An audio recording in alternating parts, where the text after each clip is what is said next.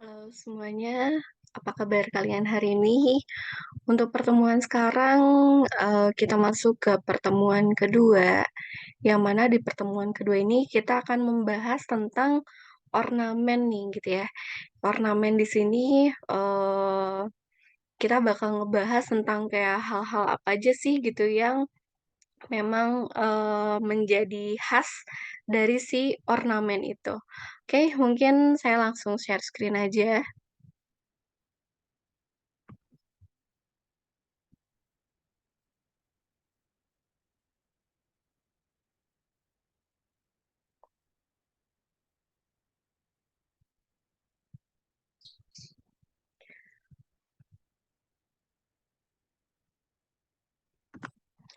Oke. Nah, untuk pertemuan kedua, kita masuk ke pembahasan ornamen masih di mata kuliah ornamen dan kain Nusantara atau kain tradisional. Oke, materi yang akan kita bahas sekarang ada beberapa hal. Yang pertama, kita bakal ngebahas tentang urgensi pembelajaran dari ornamen dan kain tradisional. Kemudian kita bakal ngebahas tentang definisi ornamen secara umum, dan yang terakhir kita akan membahas tentang fungsi apa aja sih gitu ya, yang memang erat kaitannya dengan si ornamen itu sendiri. Oke. Nah, sebelum kita mulai dulu nih, mungkin di sini ada pertanyaan ya, mengapa ornamen dan kain tradisional itu tuh harus dipelajari? Ada yang tahu? Mungkin silakan langsung dijawab oleh, apa ya, dijawab masing-masing dulu. Kira-kira menurut kalian, kenapa sih kita itu harus belajar tentang ornamen dan kain tradisional? Yuk, silakan dipikir dulu. Kira-kira menurut kalian itu, fungsinya apa? Udah punya jawaban masing-masing? Oke, kalian silakan keep dulu jawabannya. Kita langsung ke pembahasan dulu. Jadi, urgensi dari pembelajaran ornamen ini ada beberapa hal nih ya. Yang pertama, karena si ornamen itu adalah bagian dari kebudayaan kita, ya. Jadi si ornamen ini ada bagian dari kebudayaan kita, makanya kenapa perlu kita bahas, perlu kita pelajari, gitu ya. Nah, si budaya ini ada beberapa hal gitu tentunya yang harus kita pelajari di sini selain si artefaknya itu sendiri ya, selain si objek bendanya gitu ya. Juga kita juga harus, mengetahui dan, harus apa ya, harus memahami gitu ya, tentang si filosofi, makna gitu ya, dan kemudian kekhasan dari si kebudayaan kita, nanti kita bakal ngebahas juga tentang horor fakui. Horor fakui itu apa? Mungkin nanti kita jawab di slide berikutnya ya. Oke, kemudian yang kedua yang menjadi alasan kenapa kita harus mempelajari si ornamen ini, yang kedua adalah ornamen itu merupakan karakteristik dari kriya, gitu ya. Mungkin, istilah dekoratif, istilah estetika itu tidak jauh biasanya dari si ornamen.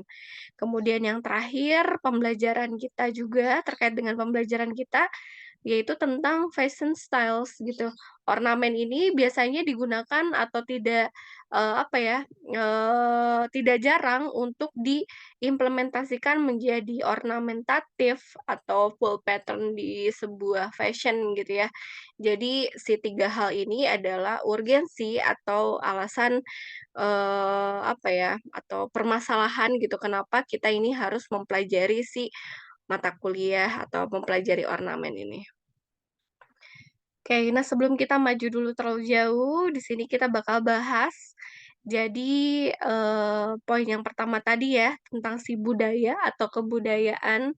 Jadi ornamen ini adalah sebuah, artefak budaya gitu. Kemudian artefak itu apa sih gitu ya.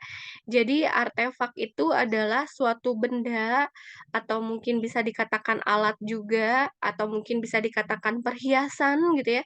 Intinya sebuah benda yang, sudah ada dari zaman dahulu gitu, yang mana si benda tersebut biasanya ditemukan karena adanya sebuah pencarian oleh arkeolog gitu, atau sebuah, benda yang memang, sudah ada dan dijaga gitu. Intinya benda-bendanya itu umurnya udah ada dari zaman dahulu gitu ya.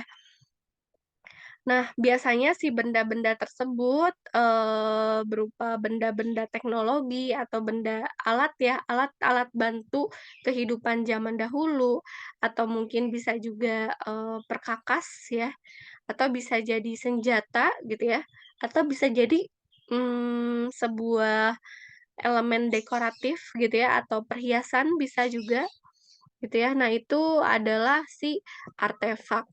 Kemudian kalau kita bicara nih tentang si artefak ini, contoh di kain apa sih gitu ya, kan tadi bicaranya benda, kesannya kayak, apa ya, wujudnya besar lah gitu, bukan yang kayak bentuk kain gitu. Nah, ternyata si artefak ini juga bisa jadi dalam wujud kain seperti ini gitu. Jadi, kalau kalian ada tahu kain batik, tenun, celup ikat gitu ya, kayak si kain-kain yang ada di gambar di sini, ini adalah sebuah artefak juga gitu, tapi artefak dalam wujud kain gitu. Si artefak ini adalah salah satu, bentuk perwujudan ragam kain Nusantara, yang mana memang sudah ada sejak zaman dahulu.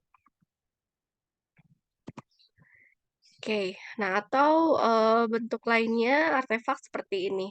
Contoh di sini ada bening aban gendongan Dayak, kemudian ada tas anyaman dari Kalimantan, kemudian ada wayang, kemudian ada guci pleret gitu. Nah, kenapa sih ya si benda-benda ini tuh dikatakan sebagai artefak gitu? Karena memang, si benda-benda ini memiliki khas, dan erat kaitannya dengan ornamen. Contohnya kayak gendongan bening aban ini, atau tas anyaman ini ya yang di Kalimantan gitu. Ini kalau tanpa motif si ornamen ini bisa jadi bukan dikatakan sebagai artefak gitu, karena memang yang sudah ada zaman dulunya bukan cuman keranjangnya aja gitu, tapi si, ada ornamennya gitu yang dari anyaman tersebut. Sama halnya dengan wayang gitu ya. Wayang tuh biasanya identik banget nih dengan ornamen yang detail gitu yang ada di wayangnya itu sendiri. Kemudian guci pleret juga gitu ya. Selain dari bentuknya gitu yang, atau material bahannya gitu, juga, kadang si ornamennya juga bagian dari si, kekhasan budaya kita. Nah, tadi saya sedikit mention tentang si horror fuckboy gitu ya. Jadi sebetulnya mungkin kalian juga udah tahu gitu ya, atau mungkin sudah mengamati sedikit gitu bahwa kenapa sih gitu ya, ornamen kayak di kain batik gitu atau mungkin di, ukiran kayu gitu atau di gua gitu ya, di kita itu punya kebiasaan padat gitu, detail gitu. Nah, ternyata setelah diselidiki gitu dan sudah diteliti bahwa budaya Indonesia ini, memiliki kecenderungan horor fakui. Horor fakui itu apa? Ada yang tahu? Jadi horor fakui ini, adalah sebuah perasaan atau kebiasaan, manusia untuk tidak membiarkan ada bidang yang kosong gitu. Makanya kenapa biasanya kayak wayang atau kain batik gitu ya, biasanya kayak apa ya, gatel gitu buat nggak ngisi si yang kosongnya tuh pasti aja harus diisi detail banget. Misalkan kayak bunga gitu ya. Misalkan bagian tengahnya dikasih detail titik-titik kayak apa kayak gitu. Jadi kecenderungan horor Faku ini tuh sangat erat, kayak erat sekali dengan budaya Indonesia gitu. Jadi budaya Indonesia ini memang memiliki kekhasannya tuh detail gitu, karena punya kecenderungan si horor Fuckboy ini gitu. Yang mana si detail tersebut biasanya lebih ke arah, elemen hias atau dekoratif gitu. Jadi, ada fungsinya gitu, bukan yang kayak semata yang penting diisi deh warna udah gitu. Tapi nggak gitu, gitu. Jadi nggak cuman, apa ya, yang penting keisi gitu, asal-asal aja gitu.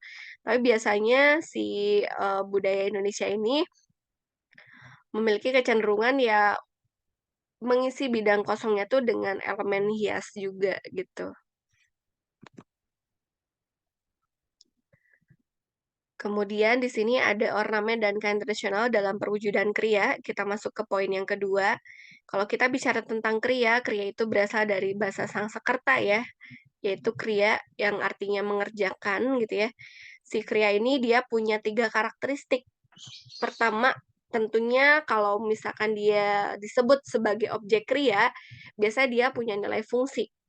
Kedua, pasti dia punya nilai estetika. Yang ketiga, biasanya dia punya nilai filosofi.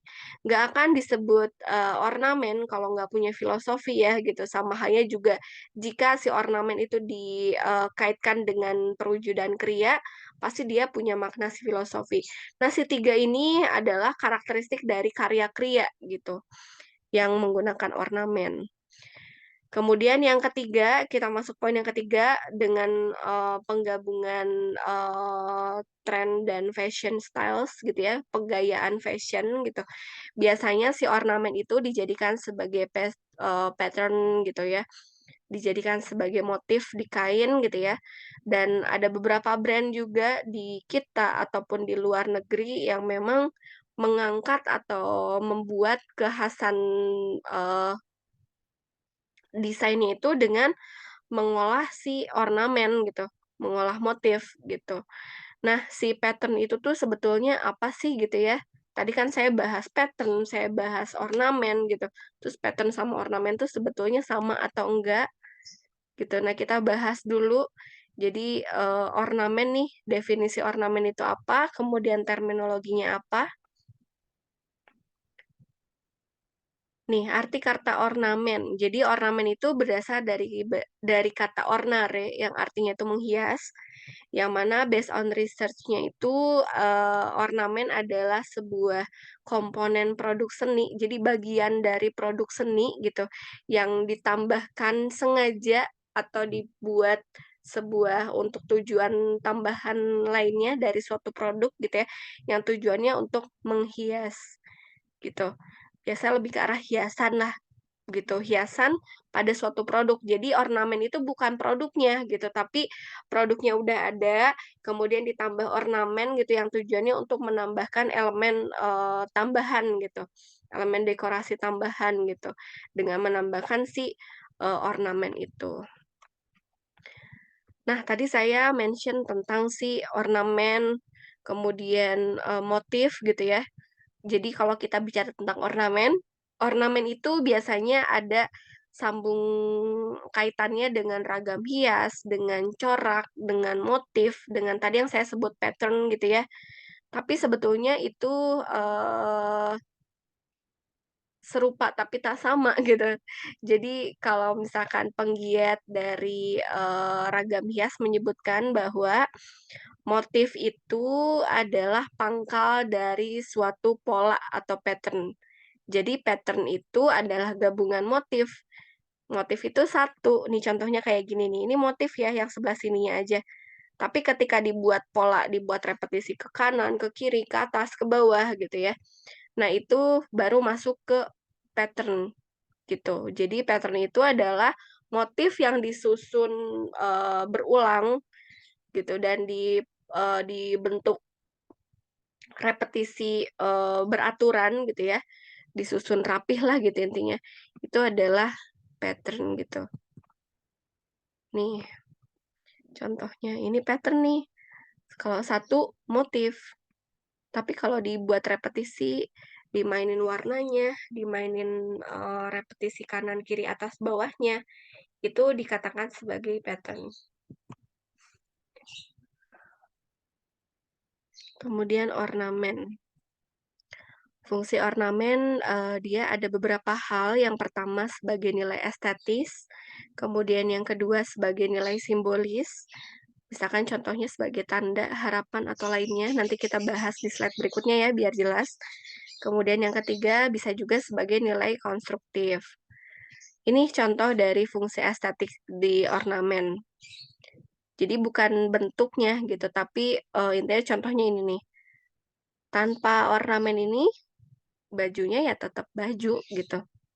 Kayak ini obi, ya walaupun di obi ini nggak ada si payetan yang bentuk ornamen ini, tetap dikatakan obi gitu. Begitupun juga di arsitektur gitu ya. Kalaupun nggak ada ini, ya ini tetap bangunannya seperti ini gitu. Nggak ada nilai fungsi lain lah gitu intinya. Hanya sebagai elemen hias aja. Ini juga sama di keramik. Nah, kalau fungsi simbolis ini lebih dalam lagi. Biasanya mengisyaratkan sebuah, doa, sebuah, apa ya, filosofis yang tidak bisa apa ya, digunakan sembarang gitu, atau mungkin, ada makna-maknanya lah intinya dari si ornamennya itu, contohnya seperti ini.